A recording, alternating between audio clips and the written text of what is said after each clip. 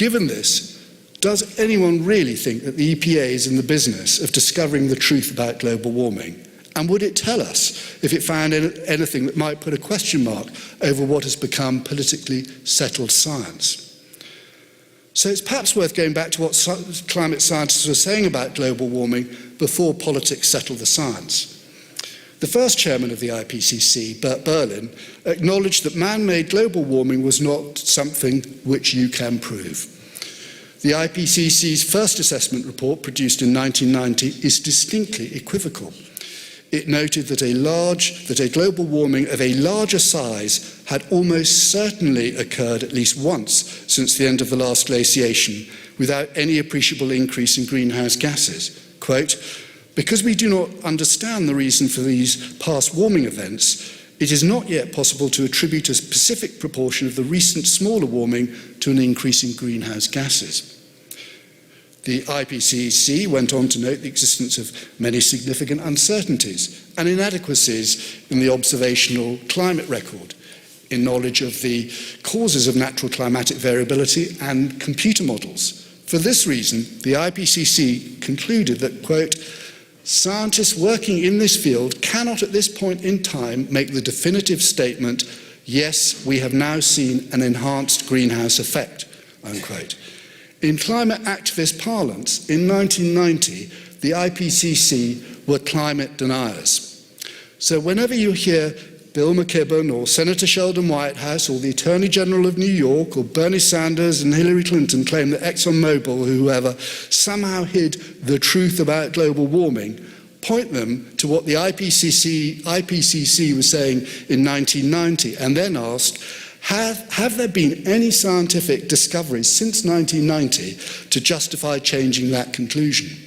Sure, we have had the now discredited hockey stick, which purportedly showed falling global temperature for 900 years and a sudden increase at the start of the 20th century.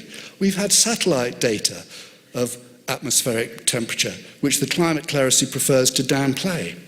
And we've had 18 years or so of climate model predictions bounding ahead of observations.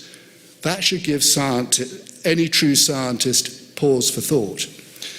A good model is a means of systematically bringing together understanding of a scientific problem to yield predictions and then test that understanding against nature. If the predictions are wrong, it follows there's something wrong or incomplete with scientists' understanding. I referred a little earlier to a profound and subtle change in the nature and purpose of science. And here's a key point about it. This is not about advancing scientific knowledge on climate. It's about war. And science is one of the weapons used in that war. Science has been weaponized. The climate wars will decide whether we let the market provide us with the cheapest, most reliable forms of energy to power economic progress. Take away fracking, and the anemic economy of the Obama years would now have barely recovered. Or it will determine whether America will follows Europe down its wind and solar policy calamity.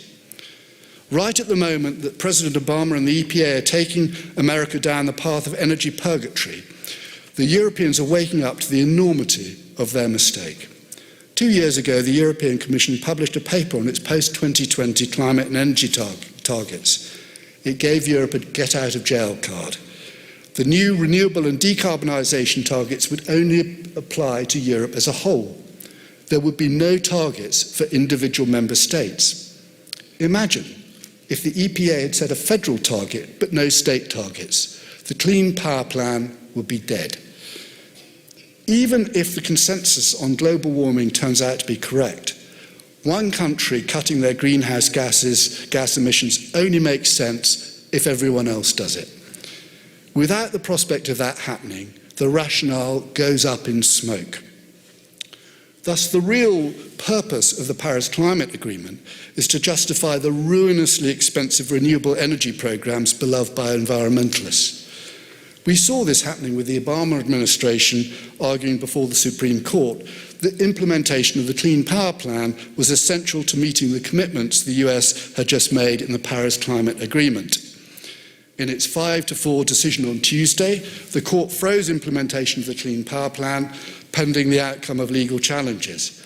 But it's worth recalling, as Ben Shapiro mentioned with his reference to Justice Kennedy is the swing vote, and whatever swings that vote, Ben knows, of the outcome of the entire legal challenge to the Clean Power Plan. I don't like to think what the future of the United States hangs on if that's the case. But something else is going on underneath all this, something that President Eisenhower foresaw over 50 years ago.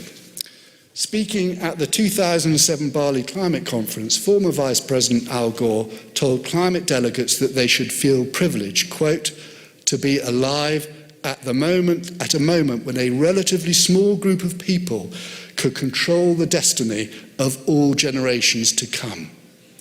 So we come to the bottom line. Global warming involves the oldest question in politics. Who governs?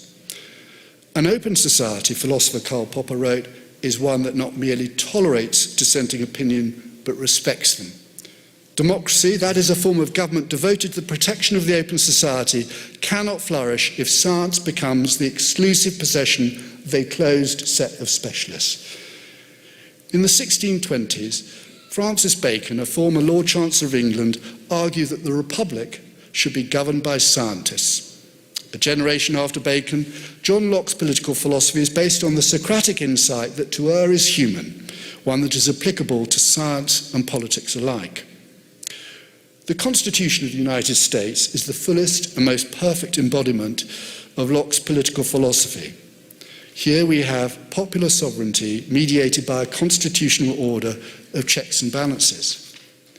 It was during the age of global warming that the West came closest to realizing Bacon's vision.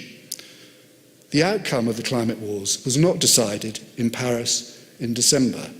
It will not be decided in Beijing by the Communist Party of China. The outcome of this war will be decided later this year, on November the 8th, and it will be decided by you. Thank you.